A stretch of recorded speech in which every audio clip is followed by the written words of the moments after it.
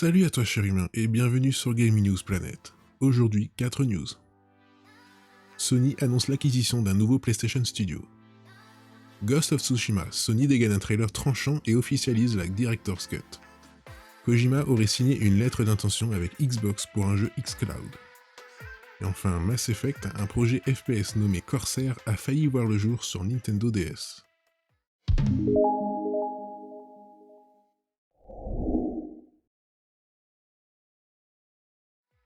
On se retrouve sur Jeux Vidéo Live. Après Housemarque et peut-être avant Bluepoint, Sony annonce le rachat d'un nouveau studio pour faire partie de la famille PlayStation Studio, Nixxes Software. Après le rachat de Housemarque, on savait que Sony n'en avait pas terminé avec ses annonces. Le groupe semble vouloir frapper un grand coup, et le prochain studio à faire partie de la grande famille PlayStation devrait être Bluepoint. Cependant, ce dernier ne semble pas pressé à officialiser la nouvelle qui n'en est peut-être pas une, et Sony a définitivement coupé l'herbe sous le pied des joueurs en annonçant le rachat d'un autre studio, Nixxes Software. Ce studio néerlandais est spécialisé dans les portages. Il a d'ailleurs bâti sa carrière en portant des dizaines de jeux de la constellation Square Enix, à savoir des titres Crystal Dynamics, IO Interactive et Eidos Montréal. Il est d'ailleurs amusant de voir que le studio a travaillé quasiment exclusivement ces 20 dernières années sur des softs PC et Xbox. La société est achetée par Sony qui l'intègre au PlayStation Studio Technology Creative and Service Group, pour renforcer les titres exclusifs des PlayStation Studio, confirme le groupe dans un communiqué. Le montant de la transaction n'a pas été dévoilé.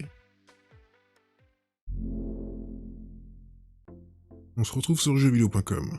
Repérée il y a quelques jours, la Director's Cut de Ghost of Tsushima n'a pas su se faire aussi discrète que son héros Jin. Après avoir alimenté les plus folles rumeurs, la nouvelle version s'officialise dans un trailer publié par PlayStation. C'est désormais officiel, Jin Sakai est sur le point d'enfiler à nouveau son armure pour repartir explorer les contrées japonaises de Ghost of Tsushima.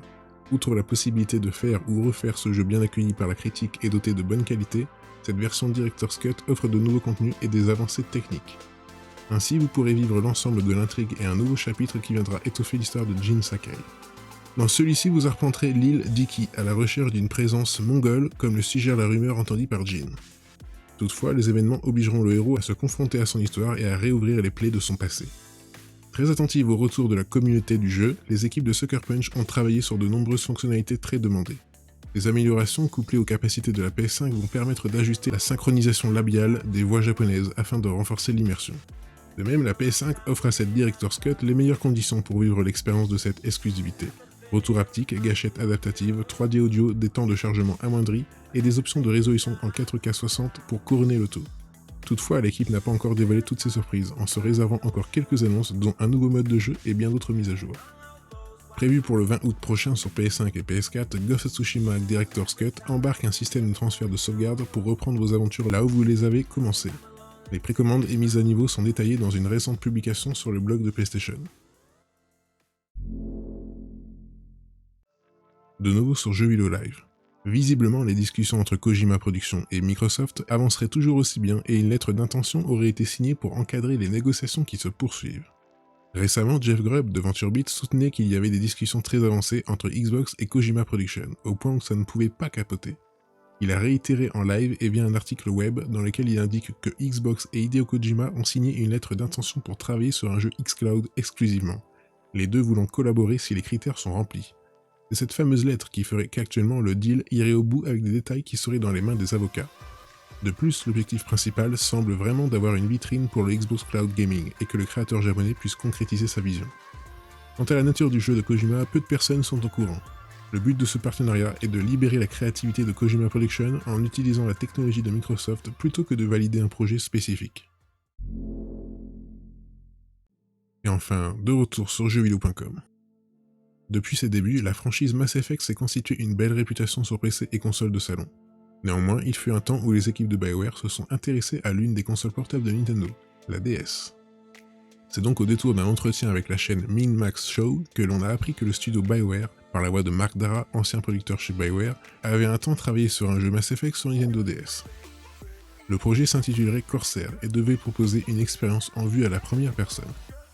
Ce devait être un jeu DS, il devait être à la première personne, vous voliez autour d'un vaisseau.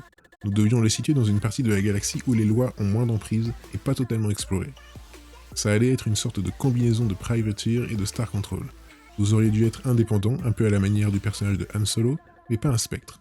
Vous auriez pu voler dans tous les sens, ramasser des cargaisons, explorer et vendre ces informations à l'Alliance humaine. On comprend que l'intrigue aurait dû prendre place dans les systèmes Terminus, un domaine hors de portée du Conseil et de l'Alliance des systèmes terriens. À bord de son vaisseau, le joueur aurait même pu prendre part à des rixes spatiales. Toutefois, le projet s'est vite heurté à quelques soucis certains d'ordre économique. Tout ce que nous avions, c'était le début des commandes de vol, mais nous n'avions pas encore mis au point le reste du jeu. Nous étions encore en train d'essayer de comprendre comment cela fonctionnait du point de vue de la propriété intellectuelle. Le problème, c'est que les aspects économiques de la Nintendo DS sont tout simplement terribles. C'était le problème, en fin de compte. Nous savions comment faire de grands jeux, mais pas des jeux qui contrôlent tout leur rouage. Ça n'avait pas de sens. EA prévoyait que nous ne vendrions que 50 000 exemplaires. Ce souci économique s'explique en raison du prix de fabrication des cartouches DS et du prix de vente au détail. Une différence jugée peu suffisante, d'autant qu'il faut amortir les coûts de développement et de localisation. Malheureusement, ce genre de complications a eu raison du projet. Ce dernier a alors amorcé une mue sur mobile pour devenir Mass Effect Infiltrator, soit un jeu de tir à la troisième personne sur iOS, Android et BlackBerry. Et voilà, c'est la fin de cette vidéo, j'espère qu'elle vous aura plu.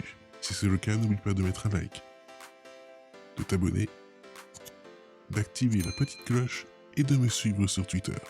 Et moi je te dis à la prochaine, cher humain.